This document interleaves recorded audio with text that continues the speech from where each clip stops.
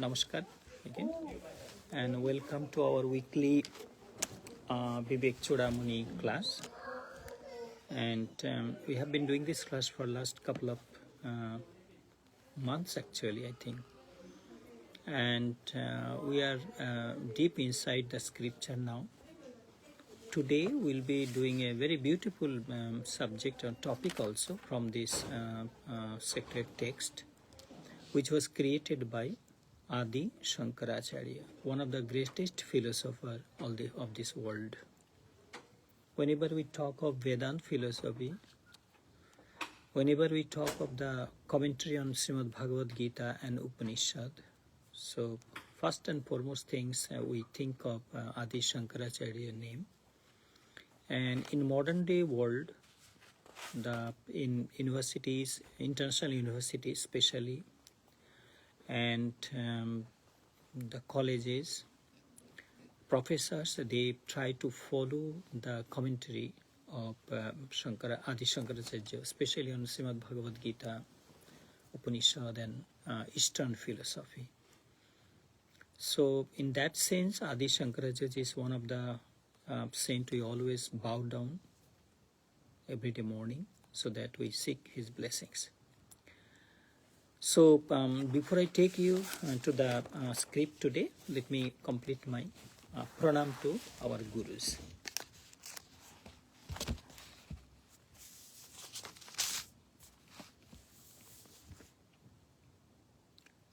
Narayanang namaskritya naranchaiva narottamam devim saraswatim chaiva tato jayo mudhirayet vyasayo vishnurupayo vyasorupayo Sri Vishnave namo vai brahmo vidhaye vasishtayo namo namaha Shankaram Shankaracharyam Keshavam Badarayanam Sutra Bhashyo Krito Bande Bhagavanto Punaha Punaha Sadashiva Samarambham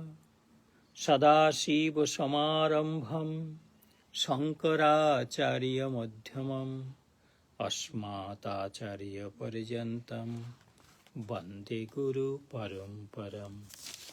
Om Guru Brahma Guru Vishnu Guru Deva Maheshwara Guru Sakshat Parabrahma Tasmai Sri Gurave Namaha. Om Sri Gurave Namaha. Okay. So today we'll be starting from verse number 31. Verse number 31 of Viveka Cudamani will be a short discourse today, short talks, but we all will be enjoying. This verse we read at our last sitting, but we'd like to go a little bit back and so that we could understand what we're going through. So let us read first verse number 31 of Viveka Cudamani. Moksha karana samugrayam bhakti reva garyashi saswarupanusandhanam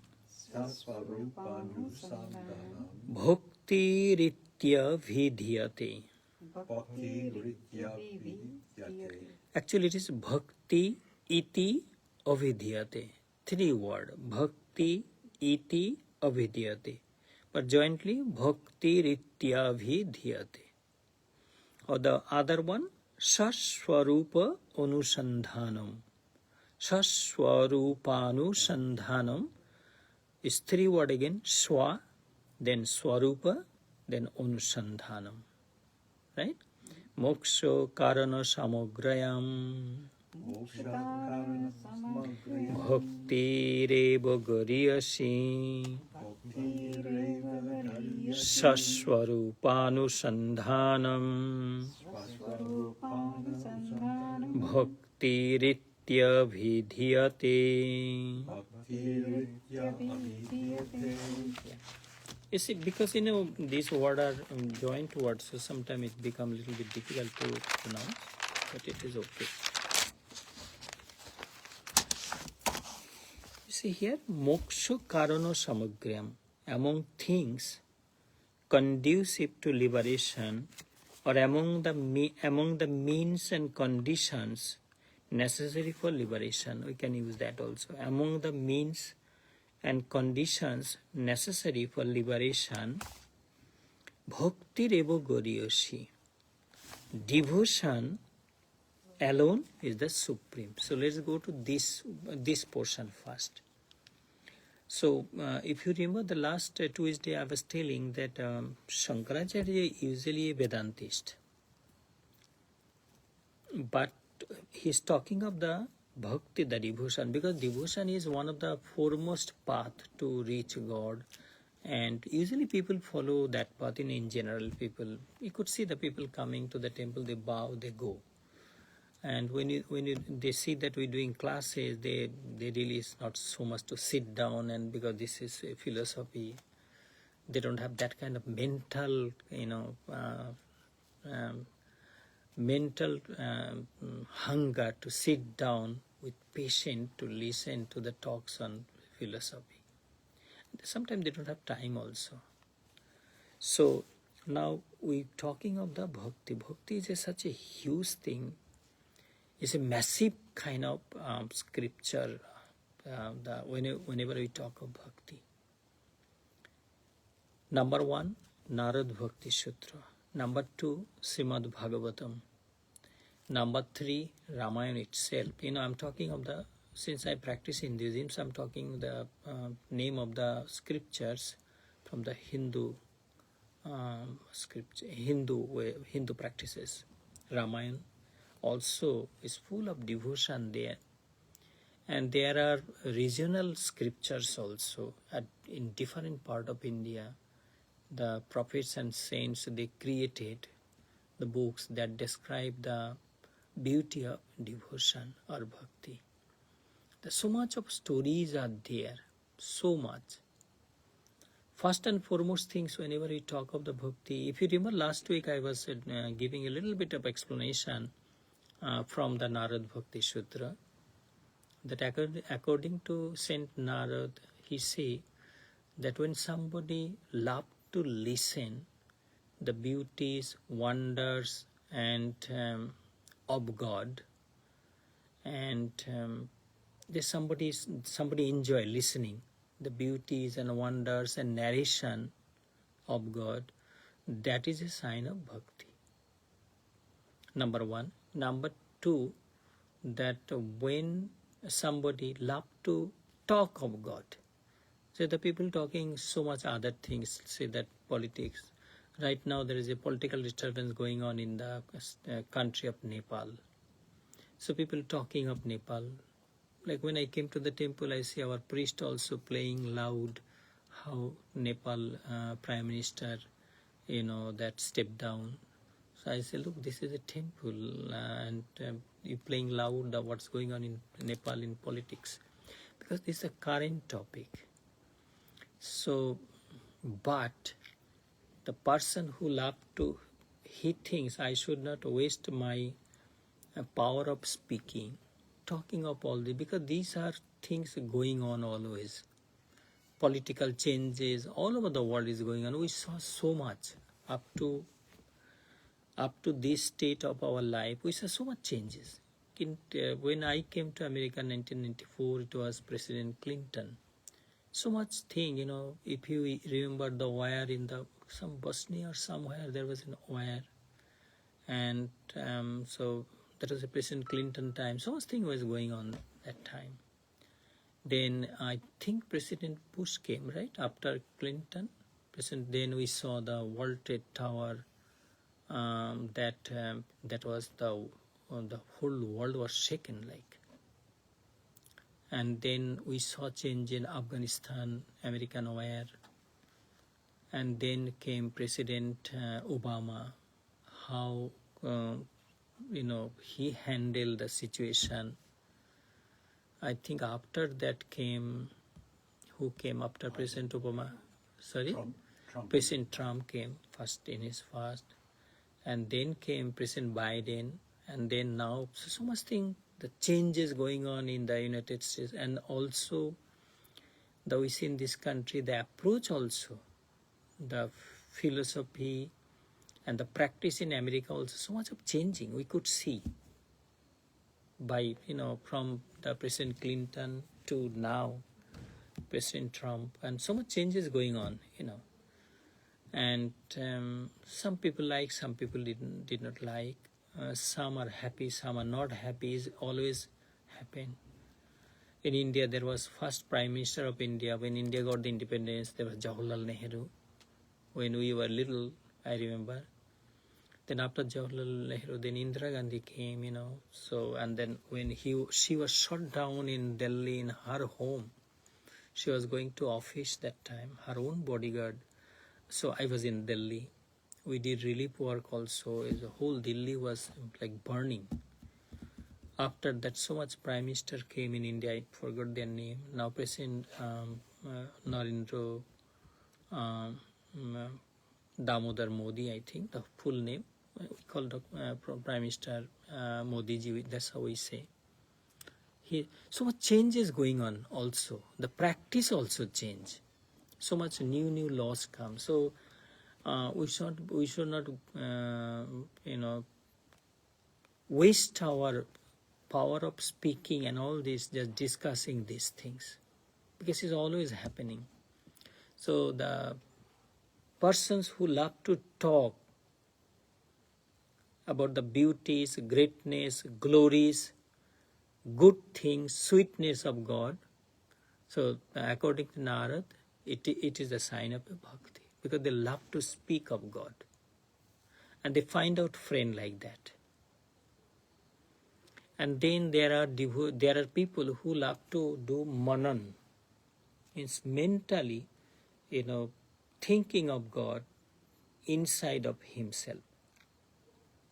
Like closing the eyes, I could see Lord Sri Narayan in his beautiful appearance, standing at the altar of his own heart, and he's meditating also, thinking of his feet.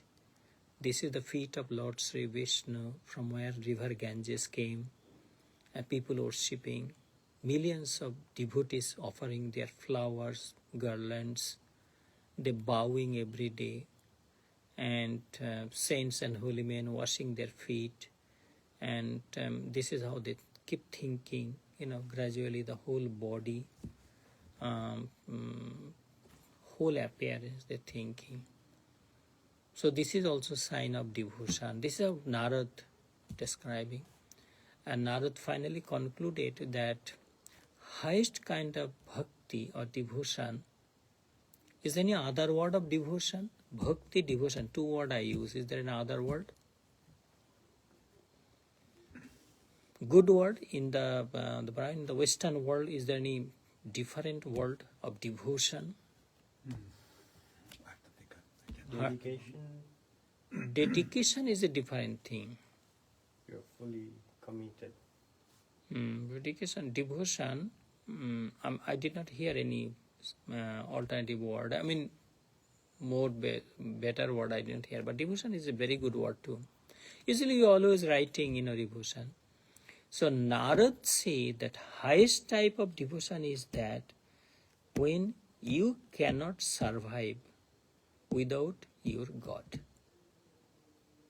Life become impossible. Example, there are so much of example, especially, like for example, one is Mirabai, the woman saint. She was a queen. She had everything, whatever people want, land, building, money, wealth, gold, jewelry, whatever she wanted, she had everything. But she could not, stay in palace. She came to the road, raising her hand, playing her musical instrument and singing the good name of Lord Krishna, her Lord. Mira kahe Prabhu Giridhara Nagar Harsha Harsha Jasha Gai. Mira say that my Lord is Lord Giridhara, Lord Krishna, and I sing his glories with greatness, great joy. That's one of the best examples. And there are many examples of that. Like I'm just giving one example. You see, the people of Vrindavan, it was village, forest. That time, when Lord Krishna came, did his childhood leelas. We call leela the activities. It's called, childhood days we do a lot of naughty thing. So up to 12 years of age. So Vrindavan, it was a forest.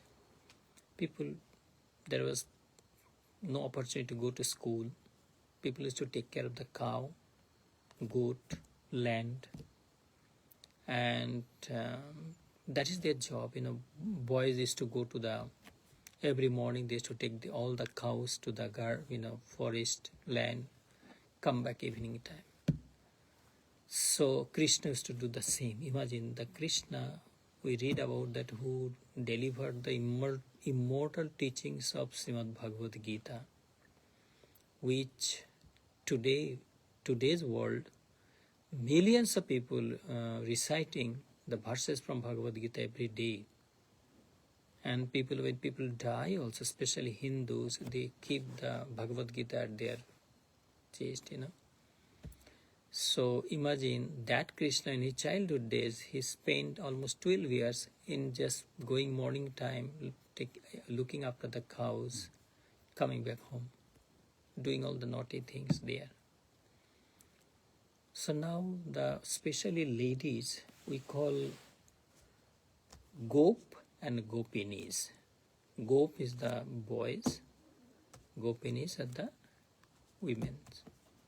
And the women also, they are home and busy. They have to, early morning, they have to milk cow, boil milk, make, butter, makhan, all those things, milk product, dahi, yogurt, and then they used to go to sell in Mathura market. That's how they used to survive. Now, it was a greater call for Krishna. He had to leave Vrindavan now.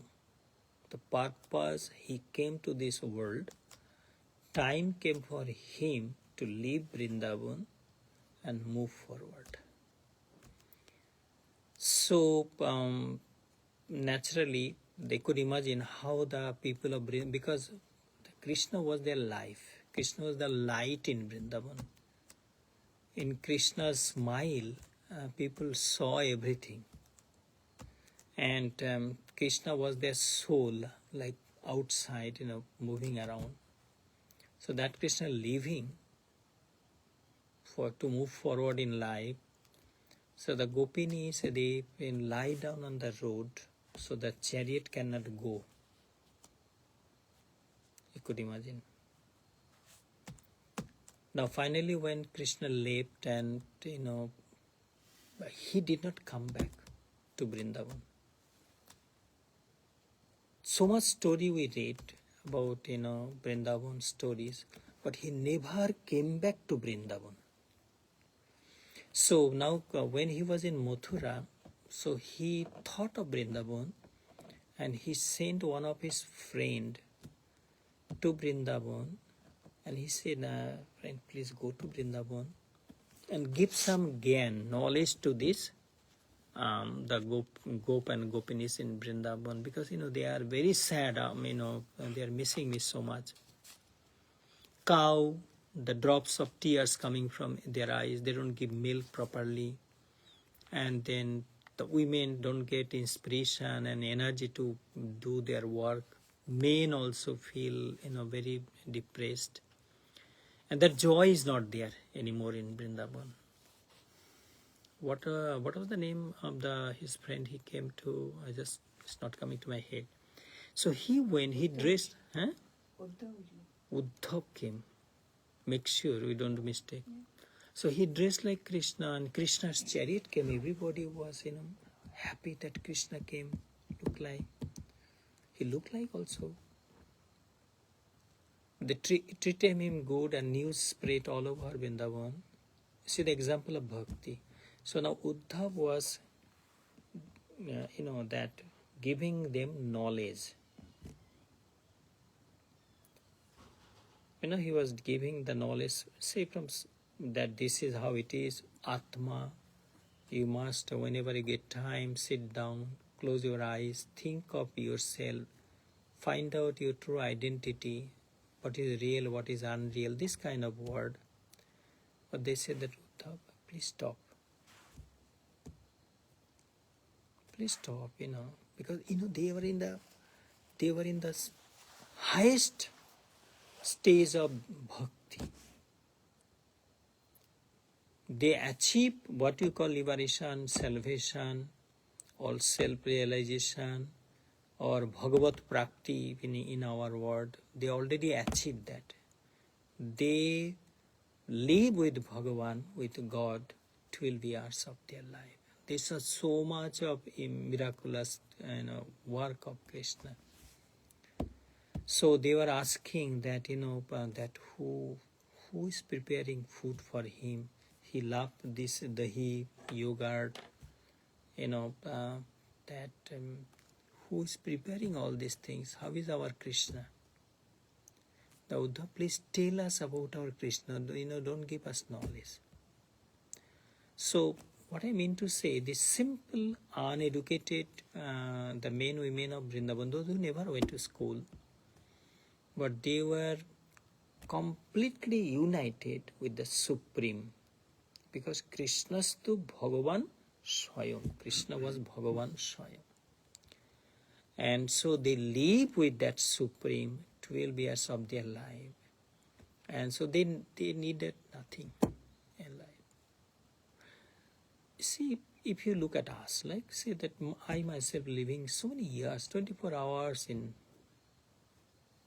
monastery, all day spending whatever Hindu religious text we have. At least, I hardly read from religious books from other faith. I should read Bible, I should read Quran, I should read Torah also, just to go beyond. But when I go as soon as I go home, I open the Bhagavatam. Before I used to do Bhagavad Gita, now I read Bhagavatam almost all day, and I'm enjoying every day. Feel like you are with God actually. You enjoying His company. Going every line of Bhagavatam every day, you like living with God. So naturally, if Brian comes, Swamiji, there's a good lecture on Vedanta, I would not feel to go. So imagine, Gop and Gopinis, the people of Vrindavan, they were with Krishna, with their Krishna, 24 hours. And they attain the highest stage of spiritual life.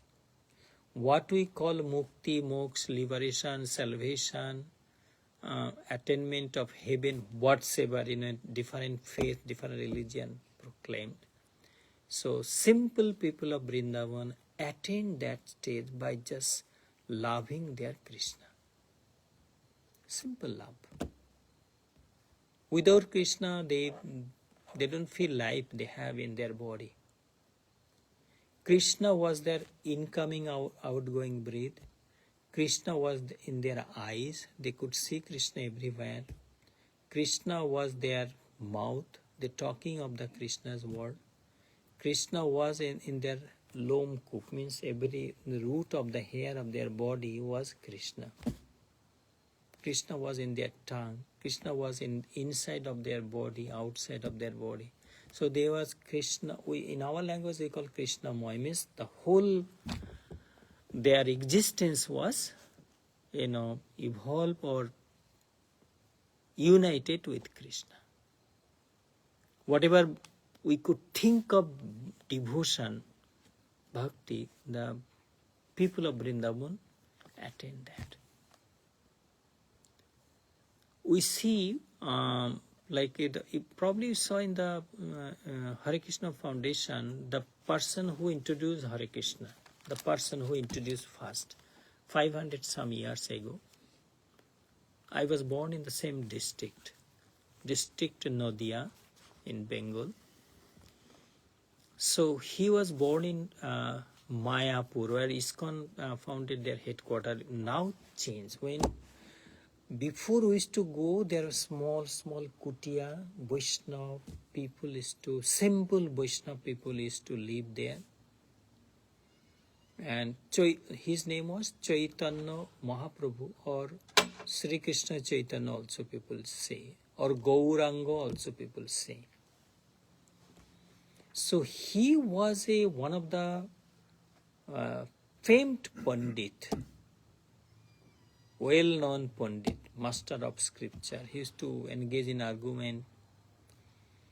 He went to do, like this is the time actually, we call Priti Paksha, this is the time to pray for our ancestors. 15 days. Up to 21st morning will be the main day. 21st morning, and then from 22nd starting the Matri Paksha. People will be worshipping Goddess Durga. So this is the time people worship their past ancestor. They remember them. Like I could see people bringing rice, dal, vegetable, morning time milk. The people keep bringing things now. And they calling us also for prayers, to say prayer for their ancestors. And then Sunday, 21st morning, at least there will be 200 to 300 people will be in this temple to the tarpan, means to give water and black tea in the name of their ancestors. This is the time actually for that. And then from 22nd, people will be very much, they will be changed completely. Their mind will be hungry to worship the goddess Durga, Mother Durga. So these things are going on, and so there are so much others. So that Chaitanya Mahaprabhu went to a place called Gaya, Gaya. There's a footprint of Lord Vishnu at the Gaya. And he went there to pray for his past father. Seeing the footprint of Lord Vishnu, he changed. His body shaking, eyes tearful, raising two hands, where is my Krishna, where is my Vishnu? He came back to his home in Mayapur, a changed person. If it's a blue sky, he jumped. If it's a blue water in the ocean, he jumped. And always chanting Hare Krishna. People, and he influenced that. This is kind of what you call a kind of renaissance of bhakti. The seeing him and his way of chanting, people become like pagal. There's so many things. And since we came from Bengal, so there was a saint who used to worship Mother Kali, Ram Prasad. He sang that this human body is like land. We did not plow it properly, and that is why it did not, like if a piece of land, if you plow it nicely, if you give, prepare properly and plant trees and, whatever, it give a good fruit. Similarly, this body is like a piece of land, and we did not prepare it properly, plow it properly. So that is why we are unable to see God. So one day he was, his eyes was closed. He was making fence around his, around his land in home. So his daughter was helping him. His daughter name was Tara. Tara is T-A-R-A. Tara is one of the name of Mother Kali. So Tara was little Tara, little girl in villages used to tie small saris. That's their regular dress. And she was helping her dad. Her dad closed the eyes and fencing, But in the when little Tara was not innocent, she gone to play. But then Ma Kali, Mother Kali, herself came in the dress of her daughter Tara, and she was helping Ram Prasad. So long time they were doing feints, and she was telling Dad, hold this one, hold this one. That sound that this the goddess Tara's sound was coming, it sounds so joyful, different. But Ram Prasad did not open the eyes. He was, because he was so deep into the devotion, worshipping and doing work. Though after a long time, when a real Tara came, the daughter says, Dad, how you finish this fencing? Why you were helping me? But no, long before I gone, I was playing with my friends. They said, then who helped me? Then he was crying.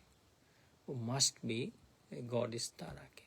This type of stories lots in India, or every corner of India. From the western part, Gujarat, so much stories there. So many saints are there. If you go to the Himalaya, so many stories. If you go to the southern part of India, so much of stories in southern part, so much. If you go to the eastern part of India, northeast part of India, everywhere, millions of stories, how, they attend God, saw God, different type of stories there. So these all saints attain God with bhakti, not jnana. Not jnana, they attain. That's why I'm just taking a little time. That bhakti is such a thing that Shankaracharya is such a philosopher writing that bhakti is the glorious, is the supreme. Among all the means like knowledge, action, the law of karma, we call karma yoga. So the karma yoga, the path of action, and then jnana yoga, the path of knowledge, and then what you call Ashtanga yoga, eightfold path of yoga, which is called Raja Yoga. You heard of the Raja Yoga, right? Yama, niyama, discipline, and then sense control, practice of yoga, breathing control, and meditation, and then finally we merge in the God. This is eightfold paths of yoga, which is known as Raja Yoga. So there are so many means to reach God, but among all these paths, bhakti is the best. One more example, like Mother Yashoda. Yashoda was the mother of Krishna, not the real mother. It's called, not foster mother, is not the right word, right? Ma Yashoda? Devakinanda is the real mother. But when you say Ma Yashoda, so Ma Yashoda, what mother you could say her? We call, in our language we call that, Ma Yashoda, actually, Krishna was born of Devaki, but then he was transferred to Ma Yashoda same night. So basically Ma Yashoda took care of. Huh? Foster mother? What's the meaning of foster mother? It's not the biological parent, but the parent who raises the child. Yes, similar. It sounds good? Is it in a good sense? Or a surrogate, foster No. sounds better. Foster sound better? Foster mother? Like the child born from a different mother, Yeah. but the other mother raising from the day one. Yeah. So that's foster mother is better word among all these words? Okay. So Ma Yashoda was a foster mother of Krishna, right? Imagine Krishna whom we are worshipping as the supreme personality of God. Krishna who gave the Srimad Bhagavad Gita to us. Okay, if you do not have devotion to Krishna, but if you read Bhagavad Gita, you cannot deny the philosophy there. Because Bhagavad Gita, step by step, from the chapter 1 to chapter 2, 3, 4, 5, 6, 7, 8, 9, 10, 11, 12, 13, 14, 17, up to 18. When you're taking to after 18, you are already ready for that stage. You're preparing almost 12 years of time. So Mother Jashoda, playing with Krishna, thinking that is her son. And when Krishna, people complain, the boys complain that Ma Jashoda, your son Krishna eat mud. The little boys, babies, they put mud to the mouth. And she was worried and said that, did you eat mud? Said, no, everybody telling lie. Open your mouth.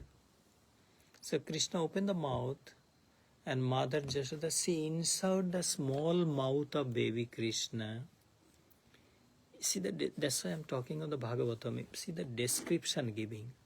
So Jashoda see there the entire sky, the sun, galaxy, all the trees, mountain, including Vrindavan, including herself. Jashoda also she see. And many of goddesses, seen, unseen, which she never thought. Everything she see inside the little mouth of baby Krishna. Then she put little water on her eyes, make sure her eyes is okay, and again she see everything. But then Krishna understood that she's going beyond. So Krishna again put the Maya, illusion. So again Jashoda came back to normal, and she thought that maybe some magic, black magic or something happened. So she called some priest to do some prayer to her son, kind of thing. I said, do some prayer, please, maybe some black magic somebody did. So she could imagine, she kind of a simple village woman loved God as her own son, treated God as a baby, and you could imagine her luck. And I don't think I don't know, what was the Christ mother name? Do you remember? Mary. Mother Mary. Is there a story of Mother Mary and baby Christ? Yes, there is. There is Sure. stories. Can you tell us one story, simple? I mean, well, that Christ was born to Mary, Yeah, Mother through Mary, kind of immaculate conception. Okay. So, and while she carried the baby, she understood the nature that this was a very special being. Divine baby. And, Mary was then transported to Bethlehem with Joseph, and that's where Jesus was born. Jesus born in the horse. Yeah, supposedly. And is there stories like baby Jesus and Mother Mary? The stories must be there. Yeah, Some story yeah. we should read. The first incarnation of Lord Krishna, Lord Vishnu, is a fish incarnation.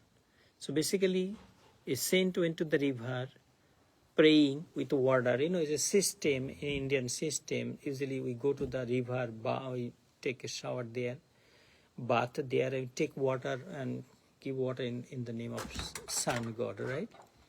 And so, other door is locked? Okay. So, but when he took water, he said, little fish. And fish talking, don't throw me, so.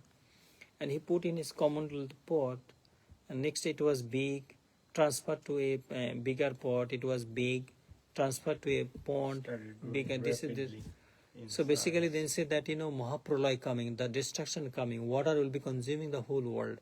Take the seed of creation, put in a boat, and bind the boat with me, the fish. And when everywhere will be water, the boat will be, roaming inside the water, and then after that new creation. So, but I think in the Bible or somewhere there's the same kind of story, right? The story of Noah. Story And of the ark. Noah. Noah and his wife, and they were commanded to build the ark. Noah was commanded to build the ark. Correct. And carry on board 2 of every kind of species. Correct. And they were in the flood for 40 days and 40 Yes, days. yeah. We call that Mahapralaya actually. So there is some kind of similarities, around, It's like variations in geographical locations. Correct, But yeah. I think it's the same divine force. Yeah. Same divine force, yeah. Perhaps a similar origin. Yes. So let me move forward a little bit.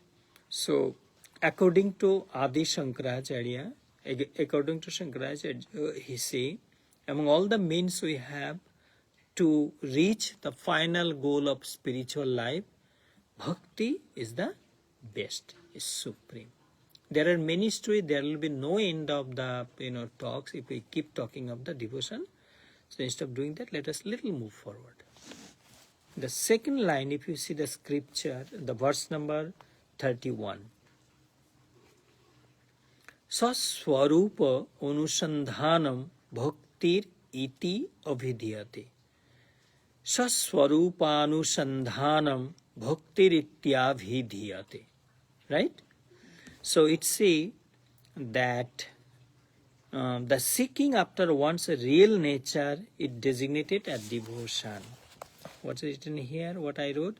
A constant contemplation of one's own real nature is called devotion. Now, in the second line, Shankaracharya is giving the explanation what is bhakti according to his philosophy. He say, Saswarup Anusandhan is you doing analyzation of yourself.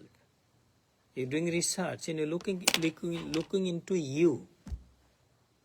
Because people say God, if you go visit Jerusalem, you will see Christ, or you may see God. If you visit Makkah, Medina, you may see God. People go, the Muslim people at least once in their lifetime, they try to go to Makkah, Medina. And the people who follow the path of Christ or Bible or Christianity, they try to go to Jerusalem because the birthplace of Lord Jesus is there, right? The birthplace of Jesus? Bethlehem. Bethlehem, where is Bethlehem? In Israel. In Israel. Yeah. In Israel. Yeah. I see. Is it Jerusalem? No. I don't believe so. You don't believe so. You don't know. You don't know. The precise, yeah. Okay. But it's in Israel. Yeah. Okay. So similarly in India also people say, the Lord Krishna's birthplace in Mathura, Lord Rama's birthplace in Ayodhya, and the birthplace of many saints and holy men, and also the pilgrim site, hundreds and thousands of pilgrim sites around India. So we believe that if you go those places, we'll see God, right? Right. If you go Kedarnath or the birthplace of river Ganges, we believe that if you go, we'll see God there. But honestly, that I visited all these places. All these places, Kedarnath, all the Himalayan holy places. Even outside of India, the many famous places, famous temples also I visited. When you go or visit all these places, you feel good. Yes. You feel good. For Jesus, it's Bethlehem. Jesus is Bethlehem. Yeah. So when you go to the Bethlehem, you feel good, right? When you visit Vrindavan, you feel good. But after then, when you come back, you have to carry on your life. You're facing the same up down of life, struggle of life. If it was say that like people going to visit Amarnath in the Kashmir, right? It's so dangerous and so life-threatening pilgrim site. 5 days, walking. I did there also. I did that also. But still, sometimes I get depressed. I get angry. I get different ups and downs of mind. It happened. So visiting it changed the mind. Like these two came back, visiting Atlanta, wherever they went, they look so fresh, and they look happy. But after 15 days or 2-3, after 1 month, it will be same again, because of the same struggle which they go through life. So, visiting. So here, a constant contemplation of one's own real nature. Swaswarup Anusandhan. So who am I? What is my true identity? What is who am I? What is my true identity? I'm not the hand, because this human body, so we dress this human body with a good dress, costly ornament, costly dress, costly shoe, and but even though all the movie heroes, if you think of the Hollywood 20 years back famous heroes, those were famous, or the Hindi movie heroes, say 20 or 30 years back, when you see them now, they're so old, they look like so ugly also, because they become, because we see them young, so handsome, so beautiful, we were so carried away by seeing their beauties, correct? But when I see them, it's like regular old people, regular senior citizen. So it's better we don't see at this stage of their life, because, well, every age has its own beauty, but we're not familiar to see. For example, say, who is the famous Hollywood movie heroes? Brian, say, 20 years before. John Wayne, let's say. So you used to see his movies, he or she? John He. Wayne.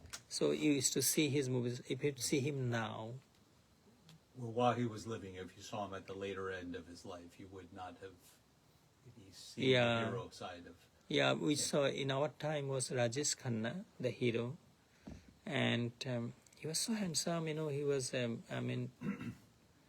but after, I think he got some difficult sickness and all those, and I could see his appearance, oh my God, So, so that means this human body is very, very temporary actually. The way we see, and the 20 years before how we looked, and after 20 years how we look now is so different. I myself, when I see my picture before, so that means this body is not me, because I cannot change. I'm the same. So who am I? What is my real identity? I'm not hand, feet, eyes, mouth. People say, Swamiji, Swamiji, this is my physical identity. Monk of Bharat Sevashram Sang, Swami Pranavananda Shishya, disciple of Swami Pranavananda, follower of the philosophy of Swami Pranavananda. This is my physical. So what is my true identity? So now I go Swarup Anusandhanam. Now I'm analyzing myself inside. When I go the inside, I see the bones, blood, all these things. You see how the hospital, if you go to a clinic, how you see a skeleton, this, that. Because the medical student, they study all these things. The liver, kidney, heart, different kind of what you call the organs in the body. So those are not me. But then again, then who am I? What is my true identity? Then coming, 4 Vedas, giving 4 messages. First one coming, 4 Vedas type, quickly see in the 4 Vedas giving 4 messages. Number 1, Aham Brahmasmi. 4 Vedas, 4 messages of 4 Vedas. You will see the Vedas giving that message, that who am I, what is my true identity. The first one giving, I think, Aham Brahmasmi. I am that Brahman, I am that Brahman. My real nature, that I am the inseparable part of that Supreme, that truth, that beauty, that sweetness. What you call God, whom you call Ishwaraha, whom you call the Father, or Almighty, or all conscious, or all supreme, whatever we say. So, I am He. I am that, not He, because it's not telling He. I am that. Aham Brahma Osmi. I am that Brahman. That's my true nature. And what is the next one? You got it? Yeah. What is the next one coming? Aham Brahmasmi I say. What is the next one? The Yajurveda and the Brahm, that you mentioned. Yes, what's the next one coming? The Rig Veda. What Rig Veda say? The consciousness is Brahman. Prajnanam Brahman. Pragyanang Brahman. Yeah, Pragyanang Brahman. So, Brian, the Rig Veda giving, Rig Veda, so Jajur Veda I mention Aham Brahmasmi. I'm that Brahman. I'm joyful, I'm Ananda, I'm the happiness. I'm the true, I'm real, that is me. I'm not the body, I'm beyond of this body. And Pragyanang Brahma is the Rig Veda. It's a very beautiful word also, Pragyanang Brahma. What's the meaning it's giving? Consciousness? What the meaning it gave? Aham Brahmasmi. Right now you read the meaning I The heard. ultimate reality is pure consciousness. So ultimate reality of pure consciousness, that is me, according to Rig Veda. So Jajur Veda, Rig Veda, what is the Author Veda and Sam Veda giving? Yajurveda is Tattvamasi. One is Tattvamasi. Jajur Veda is Tattvamasi.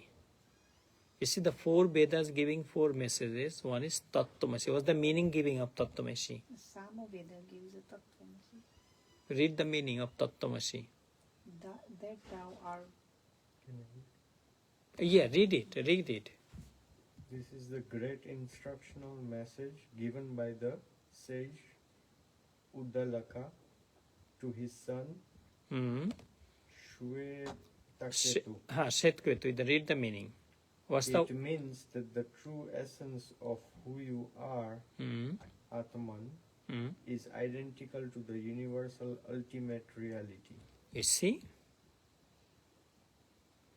That is our true identity. Because this body is so fragile. Today we are sitting here, tomorrow we may not. We see here, so many people used to come to this temple. Last 25 years we're living in this property. And this temple is built now, it's 2012 May, we inaugurated. So 13 years. In 13 years, you see so many people are missing. If you remember Dr. Basu, gone. If you remember Mr. Mukherjee used to sit down there, Yeah. he gone. Lilima. Imagine how much she used to show. When she used to wear tie sari and cook in that kitchen with the bindi, she looked like a mother to us. Is a universal mother with a smiling face, giving food to us. She represents as a real universal mother. She's, if you remember, she's with the smoke in the fire, but when she's serving, giving us food, she's to smile with smiling face. Our friend Anne, who was here studying Gita with us, remember Anne? She would... Oh yes, study- Anne. Yes, Anne used to come. Anne was coming and she also gone. Yeah, there's so many, Lilima's picture I have in my room. Because, when I used to get fever, I will live alone. Sometimes she used to cook in home, when I'm lying in the bed, she used to feed me by spoon, I remember. Because, I got heavy fever, and I didn't know too much people that time. I'm new here. And the way you see Indian people around this year and over that time was very few Indian people. Mostly the American people used to live here. The South Bansing Township was very much, dominated by... But now things changing. So why I'm bringing all these topics here, the four Vedas, any other message we have, Pritesh? Ayamatma Brahma. Ayamatma Brahma, one is Ayamatma Brahma. Yes, Ayamatma Brahma. No, that's done. Ayamatma Brahma, Tattvamasi, Pragyanang Brahma, Aham Brahmasmi. These are the four messages we get from four Vedas. And that is our true identity. Okay, Brian, leave it now. Yeah. So what is bhakti? The definition of bhakti according to Adi Shankaracharya, Swaswarupa Anusandhanam, making an inquiry and finding out our true identity, that itself is being known as bhakti. Right? So let me conclude this verse here. So let me quickly go the other one. What time now?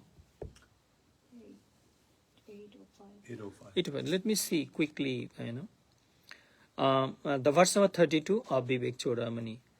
Swatma tattva anusandhanam Swatma atva anusam. Swatma tattvanusandhanam Sva-atma-tattva-anusandhanam Bhaktir iti apare joguhu. bhakti-ritya-pare-jaguhu. Yeah, but if I read, it will sound like this. Swatma tattvanusandhanam bhaktiritya pare joguhu. The other people say that bhakti means a constant inquiry into the truth of one's own self. What it is? Other people say that bhakti means a constant inquiry into the truth of one's own self. It's the same thing, and that is why I make a note here. This is simply putting the statement of the previous sloka in another way. What we read in the previous sloka, that finding out our true identity, that is bhakti. In other way, in other people telling, this is simply what you call, others say that bhakti means a constant inquiry into the truth of one's own self. Right? It's a two line, basically the same meaning coming. Next one is Ukto Swadhana Sampanna. Please read. Ukto Sadhana Sampanna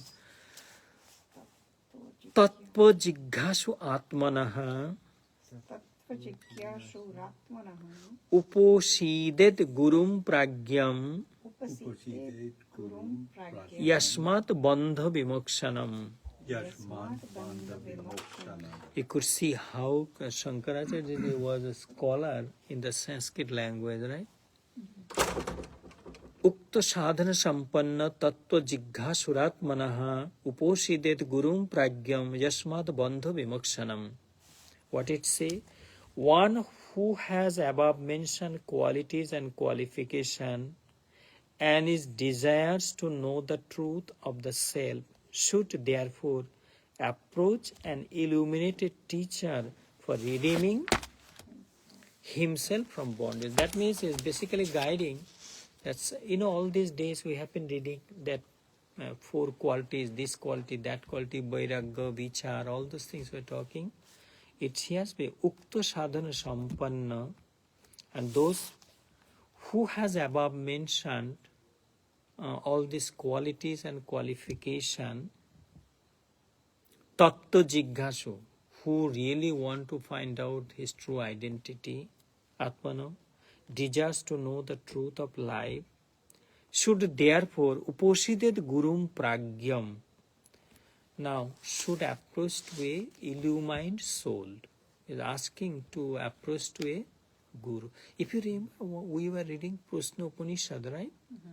That 4 rishi went to, they were truly hungry to know the truth of life. So they approached to a senior, guru, and they asked a different question. And we were reading that I remember those philosophy in Prasna Upanishad. So what we see, Brian, in Hindu practices, the guru play an extremely important role to a student, because just imagine, when I left home, I was 19, I did not touch. Because those days I was, I remember I was a final year student, accountancy, those times. So I did not touch 19, so the young person. So I could not stay inside the home. There was like how you all have parent, brothers, sisters, society, friends. We had everything like that. But we could not stay in home. Nobody telling us that you go out, see God. Nobody telling us. Nobody inspiring me that to go to saint or ashram. Nobody. Even when I see actually monk outside on the road, I did not know who they are. I saw some wandering monk in India. They beg like our Dan here, It's those kind of wandering monk. Is a Dan say he's an wandering American wandering monk. So now, so I had spiritual hunger. I did not know how to reach there, where to go. I never thought that where I will get the food, where I'll be sleeping night time. I did not think about that my life might be in danger also.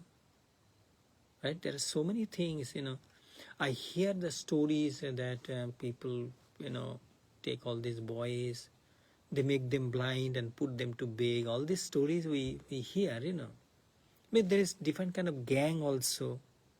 You understand that there is different kind of types of gang in society.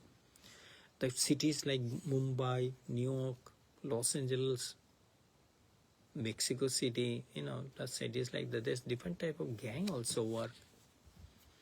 And and I could not stay in home too. I came out. So how Guru play important role, that I'm telling you.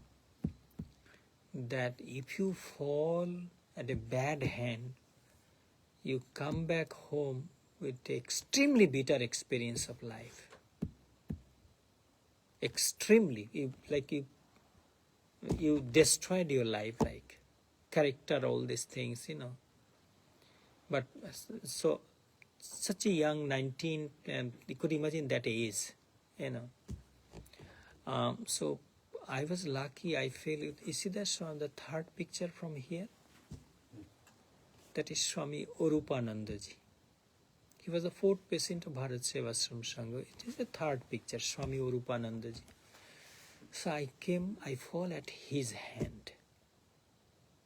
So he actually served our Guruji almost 25 years. He used to cook for him, give him food, clean his room, clean his clothes, and then his personal attendance of Swami Pranavananda for 25 years.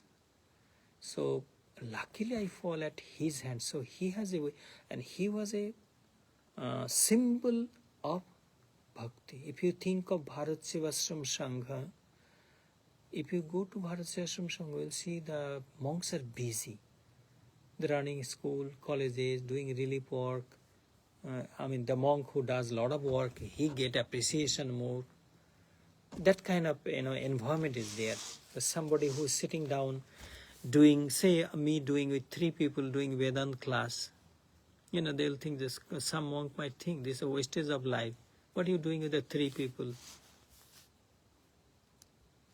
Normal, because there is so much thing. They might be building big school with 17-acre land. They're building big high school. Maybe somebody doing a hospital building. Maybe somebody other thing.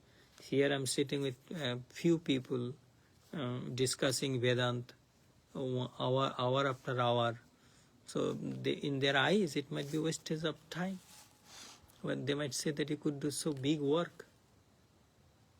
But it's a seeing things from different angle, right? In their eyes, it might be wastage of time, but in my eyes, because I see that at one person, we sharing, we like living with God, we enjoying divinity, we enjoying tremendous spiritual joy by doing this discussion. But they would not understand that. Difference between para and apara. Para and para.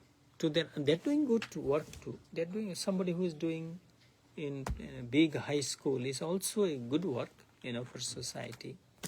So now that Swami Orupanandaji was a symbol of bhakti devotion. Whenever we talk that Swamiji, please, can you please tell, because we did not see Swami Pranavananda, correct? So we are 3rd generation monk. So Swamiji, you work with him, 25 years you live with him. You say you went to Kashi, but you never went to do taking a holy dip at the river Ganges. You say that you don't need it because you are living with the Guru like God. And he said that, we did not go to no temple, nowhere. And he tell me too that I never read Bhagavad Gita or any scripture because we did not get time. From morning 3 to night 11, I'm always with Guruji. So Guruji was training him such a way that what Guruji thinking, quickly it will be reflecting in him. So that's how he was trained that way. Like for example, one day morning, he dreamed that he used to give breakfast to Guruji.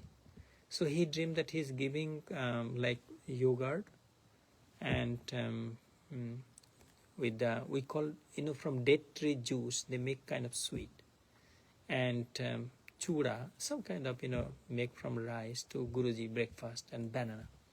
But now there is winter, there is no yogurt in home, in a temple, and he's thinking, suddenly he hear a hawker in the road shouting, do you need yogurt, dahi,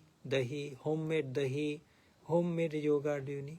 So he said, I run, call him, buy, and then I give to him. That kind of, he was. So we grew up with him. Say, nighttime dinner finish, everybody eat together. By 8, we sit outside like this big, all side flower garden, middle green grass. Inside the ashram, closed from every side, open sky, we sitting. Sannyasi, brahmachari, worker, the Swamiji sitting a small wooden cot, and we all on the floor, on the grass, we sitting, reading Ramayana. Just imagine that scene. Above of our head, open sky, flower garden, Guruji sitting there, and we reading Ramayana or we reading Bhagavatam. He's listening, then time to time he explaining, bringing example of Guruji's life. We, believe me, Brian, that time we used to feel that we are in heaven. We forgot outside world completely. Completely, we thought we living in heaven. No sadness, no sorrows, no suffering, nothing is there. Even though there was little food, even though clothes was very simple, there was no permanent bed. The poverty was there in our life. In a monastic life, there was poverty. But, up to 11, we used to study, we used to sleep, and then he used to tell us stories from Guru's life, his life.